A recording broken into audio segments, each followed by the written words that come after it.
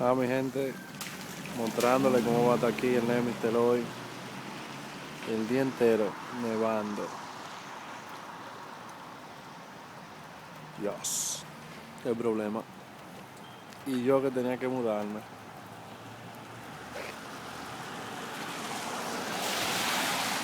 Vamos para allá.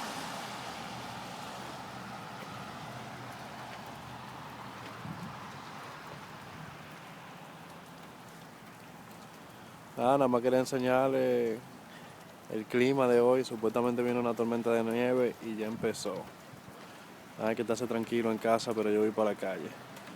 Me quité.